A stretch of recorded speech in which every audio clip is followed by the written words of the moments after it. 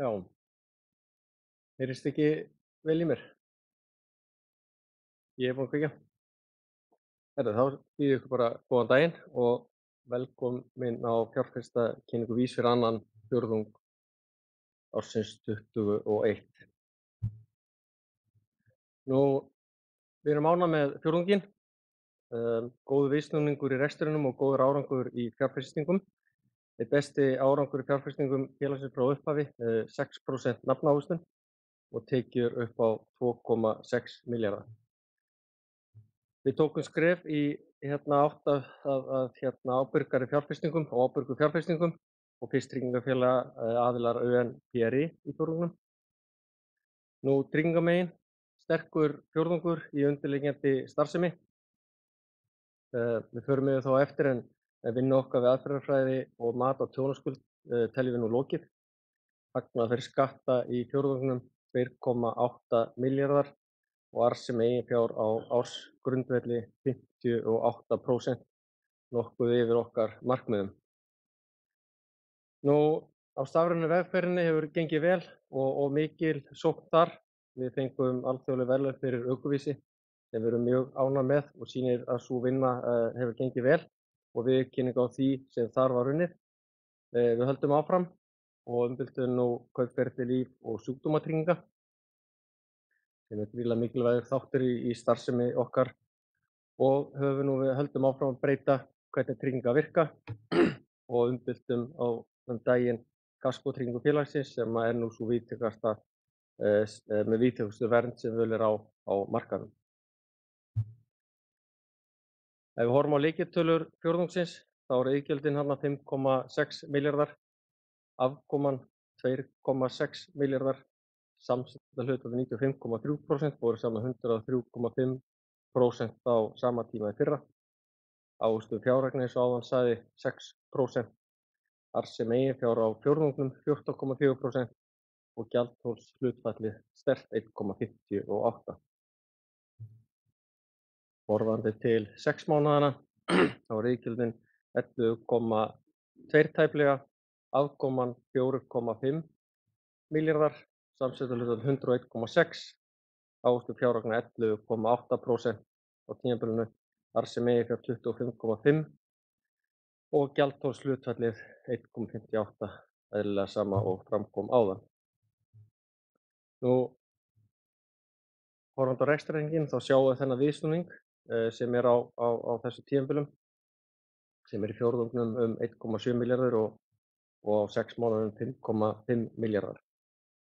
Við sjáum mikil tímabilsins þarna nokkuð standa í stað, en við sjáum líka þarna að tjónin lækka nettó því að þarna er hluti endurtryggjenda nokkuð hár, 590 milljónir, en eins og fram hefur komið áður þá kom þarna tjónstilkynning vegna miðborgar í verktryggingu og það er svo sem óséð hvort að það sé bótaskylt eða ekki, en þar lögðum við til hliðar fulla vátryggingafjárhæð 500 milljónir og hún er að fullu endurtryggð sem að hækkar þarna hlut endurtryggenda í tjónum tímabilsins þær 500 milljónir.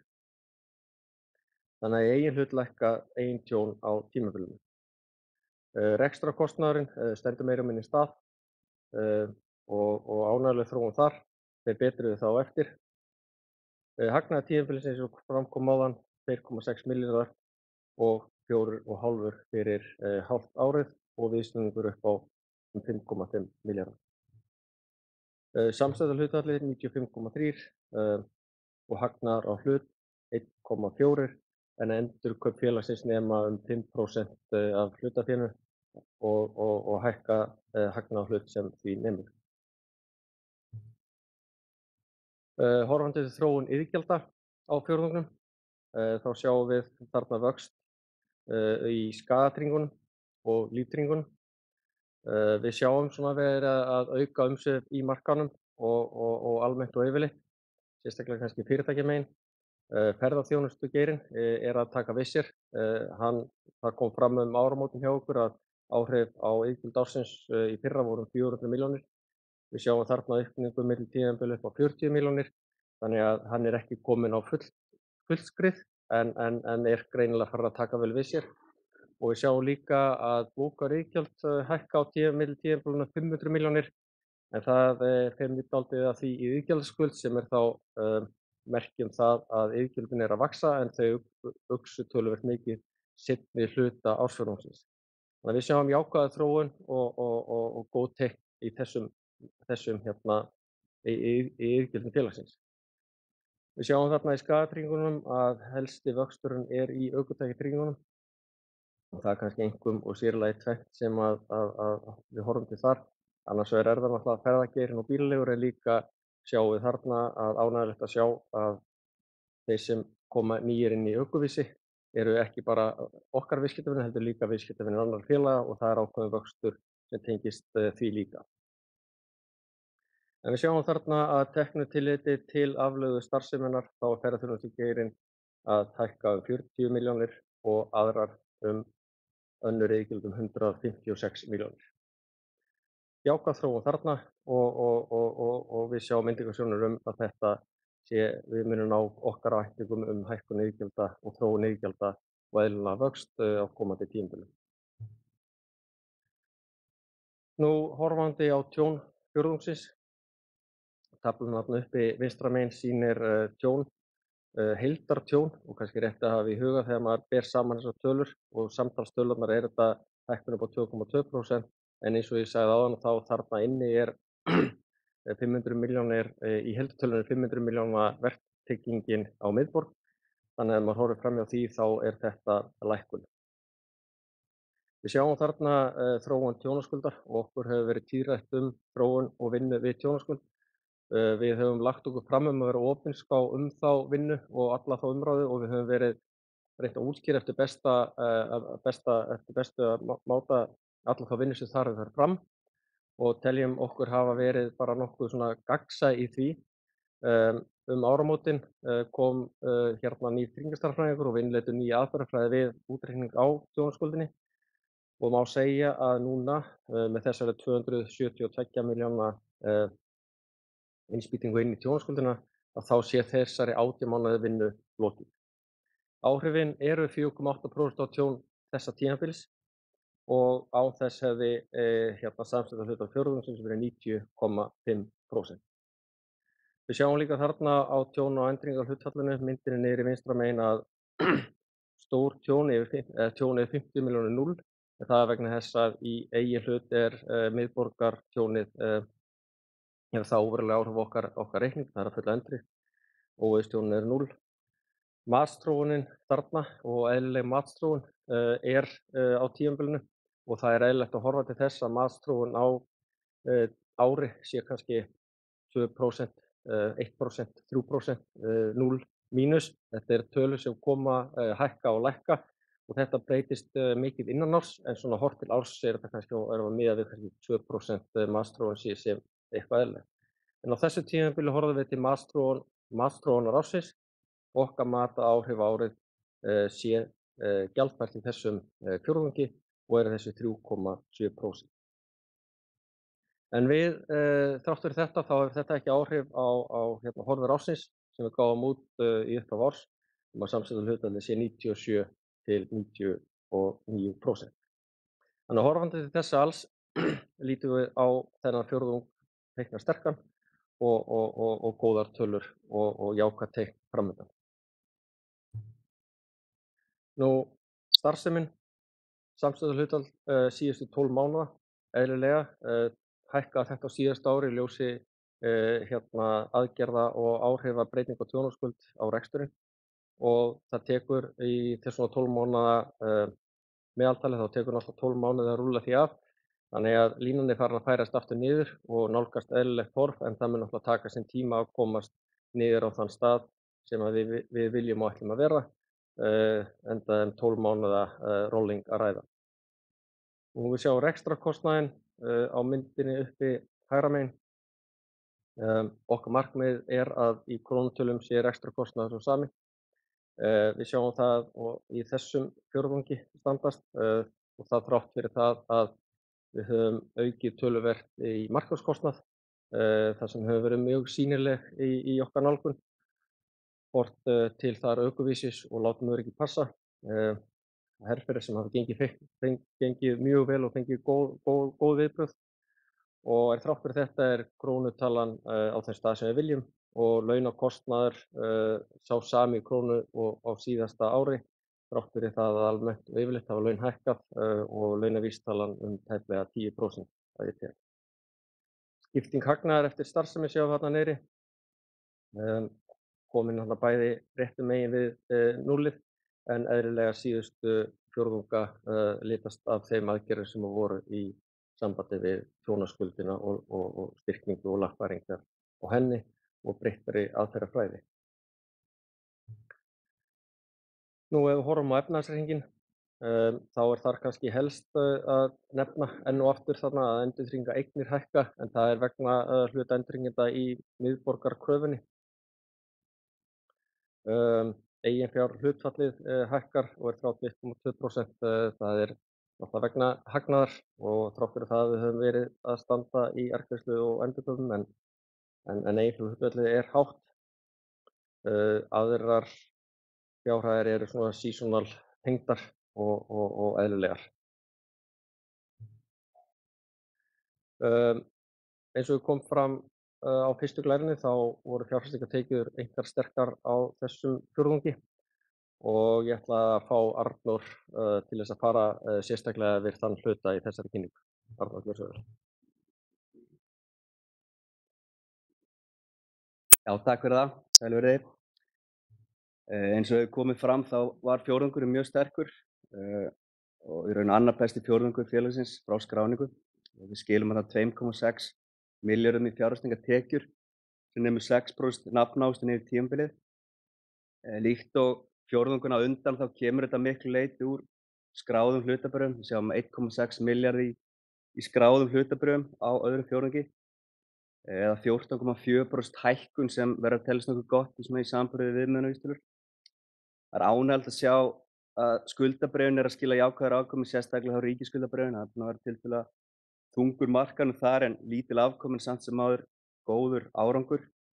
En kannski helstu tíðindin í þessum fjórðungi virðisbreyting á óskráðum eignum og til hækkunar telja þar helst Controlant, Kerecis, Ölgerðin, Hvatning sem félög Bláa lónið og Play. En þess ber að minnast að við erum að færa virði á miðborg 105 með fasteignaverkefni á Kirkjusandi niður 180 milljónir og hefur það áhrif til lækkunar á tekjur af öðrum hlutabréfum eða óskráðum hlutabréfum. En heilt yfir mjög góður fjórðungur, 2,6 milljarðar og 6% nafnávöxtun samanborið 4,4% ávöxtun fyrir sama tímabil í fyrra. Helstu breytingar í fjórðungnum eru þær að við höfum verið aðeins að draga úr skráðum hlutabréfum, við höfum verið að minnka okkar vikt þar og okkar hlutdeild og við höfum verið að færa fjármagn lítið yfir í ríkisskuldabréf og skuldabréf sveitarfélaga. Hækkun á öðrum hlutabréfum kemur fyrst og fremst út af virðisbreytingum. Við sjáum að það fara úr 9% í 10%. En heilt yfir mjög góður fjórðungur. En ég ætlaði líka örlítið að renna yfir fyrstu 6 mánuðina því að eins og hefur komið fram var fyrsti fjórðungur vissulega góður líka og ávöxtun fjáreigna fyrir fyrstu 6 mánuði ársins tæplega 12% og rúmlega 5 milljarðar í fjárfestingartekjur. Og vissulega höfum við verið að upplifa svolítið sérstakan og mjög góðan hlutabréfamarkað en eins og við sjáum það eru skráð hlutabréf að skila 3,4 milljarði yfir þetta tímabil sem verður að teljast gott. Og kannski í ofanálag þá ávöxtun á safninu 34,5% og sem sýnir það að okkar áherslur í hlutabréfasafninu hafa verið að skila mjög góðum árangri. Afkoma skuldabréfaflokkum aftur góð, vissulega náttúrulega mjög lítil í samanburði við hlutabréfaflokkana en samt sem áður fín og til að mynda áherslu okkar að einblína á erlenda skuldabréfasjóði og arða fyrir gjaldeyrisáhættu hefur skilað sér í fínni afkoma af öðrum skuldabréfum. Við sjáum að afkoman á ríkisskuldabréfum sveitarfélögum 2% yfir þetta tímabil, önnur skuldabréf 2,7%. En ég ætla aðeins að hafa orði önnur hlutabréf sem það óskráð hlutabréf, 22,2% ávöxtun yfir þessa 6 mánuði sem vissulega gott og að fyrst og fremst að koma á öðrum fjórðungi. Og vildum aðeins sýna ykkur meira ofan í safnið, þetta eitthvað við höfum verið að auka upplýsingagjöf til fjárfesta, gerði á síðasta fjórðungi og erum að gera örlítið meira hér. Við erum að sýna ykkur tímalínu hvenær við höfum verið að fjárfesta í þessum tilteknu félögum og raun og veru þessi nöfn sem þið sjáið þarna á listanum Þetta er svona tæplega 2/3 af óskráðu hlutabréfasafninu okkar og það sem annað telur er þá fyrst og fremst framtakssjóðir. Þarna sjáið þið til að mynda félög eins og Coripharma sem við fjárfestum í 2018, Kerecis sem við förum inn í 2018, Kaldalón fjárfestum fyrst í 2019 og bættum síðan talsvert við okkar eignarhlut en það kemur eingöngu inn á þriðja fjórðungi. Fjármálafyrirtækin T+ og svo höfum við farið yfir Vex þar sem er svona að horfa til eignastýringar. Við förum inn í Controlant á liðnu ári sem hefur náttúrulega vissulega mjög mikil áhrif á þennan fjórðung. Blálánu 2019 og svo Play á þessu ári. Og þetta er svona til að sýna ykkur í raun og veru bara hvaða nöfn eru þarna bak við, hvaða fyrirtæki eru þarna bak við og umræðan hefur verið svona talsvert einhver af þessum félögum. En það sem er kannski áhugavert við þessar fjárfestingar og þessi félög, og við erum sjá Kaldalón og Play bæði skráð á markað og mörg af þessum nöfnum kemur ekkert óvart að sjá á skráðum hlutabréfamarkaði annaðhvort hér innanlands eða erlendis á næstu misserum sem er vissulega jákvæð þróun. Þannig að heilt yfir fyrstu 6 mánuði þetta er bara virkilega sterkir hjá okkur. Nú ef við förum svona að lokum bara yfir fjárfestingareignirnar, safnið telur 44 milljarða. Við byrjum á að fara aðeins yfir skuldabréfasafnið, það var 27 milljarðar og þið sjáið þarna skiptingur á milli flokka, hvernig ríki og sveitarfélög ber upp stærstan hluta af þessu. Önnur innlend skuldabréf 33% og erlend skuldabréf á öllu varin fyrir gjaldeyrisáhættu. Meðallíftíminn á safninu er keimlíkur því sem var í lok fyrsta fjórðungs, 3,2 ár. Stærsta breytingin á skuldabréfasafninu er að við erum að færa verðtryggingarhlutfallið talsvert niður. Það var 52% í lok fyrsta fjórðungs og er komið í 42%. Og þið sjáið áherslubreytingarnar á stærstu eignunum í safninu.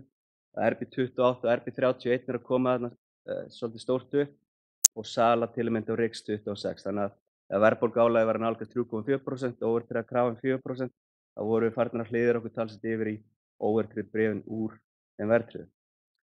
Nú hlutabréfamegin, þá sjáið þið hvernig skiptingin er milli skráðra og óskráðra hlutabréfa, eða önnur hlutabréf eins og við nefnum það þarna.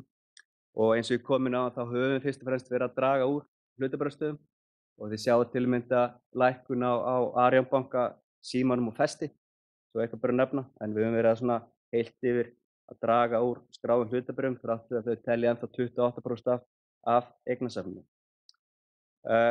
Og svo að lokum þá sjáið þið þarna 5 stærstu óskráðu eignirnar eins og við birtum í síðasta fjórðungi og ég vil bara minnast á að gengi sem við erum á Controlant er 7.000 og svona annars erum við að miða við í raun og veru síðasta viðskiptaverð heilt yfir á þessum eignum.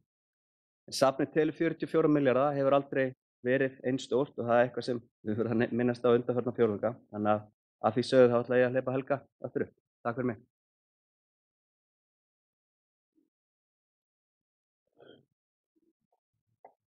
Takk Arnór. Já, fórum þá á gjaldþolið, en gjaldþolið breytist vegna hagnaðar á tímabilinu en lækkar vegna endurkaupa og útistandandi endurkaupa höfum við tekið tillit til þarna í loka fjórðungsins en þeim er öllum lokið núna. Gjaldþolskrafan hækkar vegna markaðsáhættu en lækkar vegna mótaðala áhættu og tapsglitni frestara skatta en gjaldþolshlutfallið 1,58 og mjög sterkt.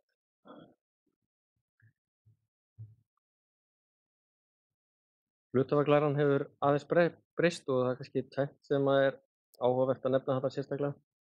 Það er náttúrulega að benda á að eiginhlutir félagsins eru komnir hérna í 5% í gegnum þessi endurkaup en það er líka áhugavert að sjá þarna að erlendir fjárfestar eru komnir aðeins inn í félagið þó lítið sé og telur þarna 0,5% og það er kannski þróun sem að máttu búast við eftir að við komum þarna inn í Frontier-vísitöluna en við vonum bara að þessi þróun haldi áfram og gaman að sjá að þetta er svona aðeins að breytast eftir að hafa verið langt tímabil án nokkurra erlendra fjárfesta. Nú greiðslur til hluthafa sjáum við náttúrulega voru 0 í fyrra vegna aðstæðna sem að við okkur hefur verið tíðrætt en á þessu ári er bæði arður upp á 1,6 milljarð og endurkaup sem þegar er lokið í dag upp á 1,6 milljarð. Nú, við höfum verið að tala mikið og vinna mikið með sjálfbærni og sjálfbærni sem leiðarljós og við erum hér innanhús og okkur langar á þessu vettvangi líka að gera þetta enn frekar að umtalsefni og sýna hvað við erum að vinna með, því að þetta er eitthvað sem er ekki bara til þess að gera, heldur eitthvað sem skiptir okkur mjög miklu máli og við erum að vinna að því að svona koma þessu inn í alla okkar starfsemi, og gera þetta eitt af okkar bara helstu leiðarljósum, í því sem við erum að gera. Og svona starfsemin okkar er kannski helst tveir þættir, það er náttúrulega fjárfestingar og þar erum við búin að taka fyrst tryggingafélagið skref þarna í ÖNPRI og mikilvægt skref og gott. Síðan má ekki gleyma því að það er ekki síður mikið sem við getum unnið og haft áhrif á í gegnum okkar tryggingar og sérstæða tryggingafélaga eru náttúrulega með ýmsum hætti og við getum tengst mjög mörgum heimsmarkmiðum og heimsmarkmið Sameinuðu þjóðanna eru þarna 17 og við getum tengst mjög mörgum þeirra. Við höfum hingað til svona verið að leggja áherslu á þarna heimsmarkmið 3 sem heilsu og vellíðan og þar undir heimsmarkmið 3.6 sem að fækka banaslysum í umferðinni og þar höfum við náttúrulega tekið mjög stór og mikil skref, til dæmis í ökuvísi. En við getum svona sett þetta miklu meira inn í okkar starfseminni og gert þetta enn með betra leiðarljósi. Og eitt af því sem að einkennir tryggingafélög og okkur vil ekki mikla áherslu á, það er bara forvarnastarf almennt og yfirleitt. Hvernig getum við stuðlað að því að fækka slysum, fækka banaslysum og koma í veg fyrir tjón og það er okkar stærsta og mesta input í sjálfbærni. Og þar viljum við meðal annars taka stór og mikil skref og styðjum meðal annars við herferð okkar látum öryggið passa. Þar sem við sýnum hvernig öryggisvörur sem hafa oft verið í geymslum ofan í kassa geta prýtt hús og komið að gagni ef eitthvað gerist sem vonandi er aldrei. En þetta skiptir okkur miklu máli og við viljum gera sýnilegra hér á þessu vettvangi og höfum væntingar til þess að halda áfram í framhaldinu með svona glærur og segja frá því sem við erum að gera og viljum gera. Nú, svona horfandi hvað það er í gangi. Fjárfestingarnar fara vel af stað í þriðja fjórðungi. Það er áhugaverður tími framundan. Hvað meinum við með því? Það eru ákveðnar breytingar. Við erum með lágvaxta umhverfi, við erum með hátt eiginfjárhlutfall, við erum með háa markaðsáhættu, en allt gengur þetta út á að vinna með þessa áhættu og hámarka arðsemi eiginfjár út frá tekinni áhættu, hvort sem það er fjárfestingarmegin eða tryggingamegin. En við teljum okkur vera vel í stakk búna þarna og við sáum hvernig yfirferð Arnórs, hvaða tækifæri og áskoranir eru í til dæmis óskráðu bréfunum.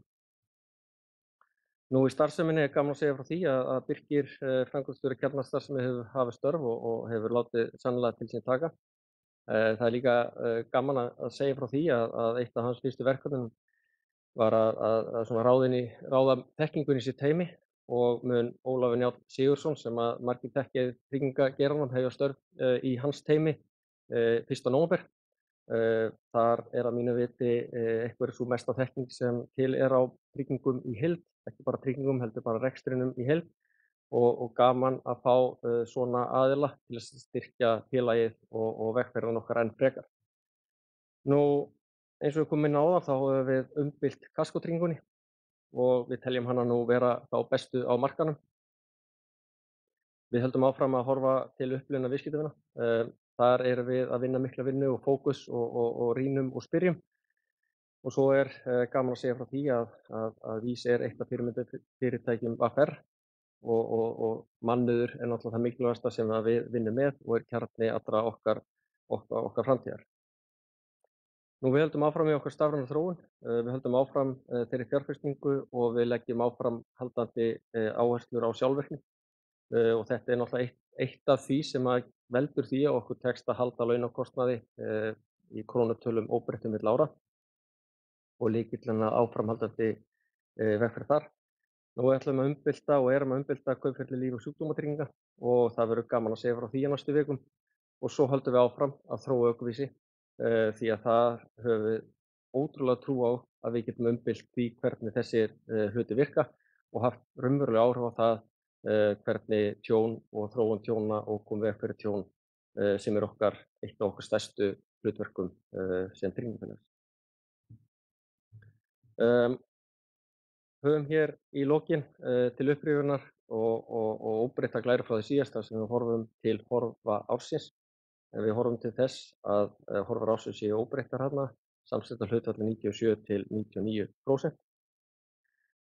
En minnum jafnframt á að langtímamarkmið félagsins þarna er að samsett hlutfall sé ekki hærra en 95% og arðsemi eigin fjár að lágmarki 15%. Nú áður en við hleypum að spurningum ef einhverjar eru hér í sal, að þá vil ég bara svona súmmera þetta upp. Góður fjórðungur, sterkar fjárfestingartekjur fyrri hluta ársins, mikilvægt skref tekið í vegferð okkar með tjónaskuldina, tjónshlutfall og samsett hlutfall sterkt í fjórðungnum og horfur ársins jákvæðar. Þannig að með þeim orðum leyfi ég kannski að athuga hvort einhver hafi spurningar í sal. En við erum ekki með spurningar í gegnum netið. Já, það er þarna hátalari hana. Já, ég hef með eina spurningu til Arnórs. Þetta var veruleg hækkun á óskráðum hlutabréfum og hver er staða ykkar í óskráðum hlutabréfum? Hvaða bréf voru að hækka mest, bæði krónutalið og ávöxtun? Staðan okkar er 10% af eignasafninu, sem er þá 4,4 milljarðar. Þau bréf sem hækkuðu mest voru þessi sem ég nefndi hérna, Controlant, sem hækkum ríflega 100% á fjórðungnum. Og virði þeirra sér það hér á 583. Þannig að það er það sem telur hvað mest, Ölgerðin og Kerecis þar á eftir, sem eru ríflega 150 til 180 milljónir. Þannig að þessi þrjú telja langleiðina upp í þessar fjárfestingartekjur. En síðan hafa bara í huga að niðurfærslan okkar á miðborg er 180 milljónir. Þannig að það dregur þetta niður á móti. En eins og ég nefndi áðan þá er gengið á Controlant 7.000 með við þetta mál, sem er í bókunum með lok annars fjórðungs.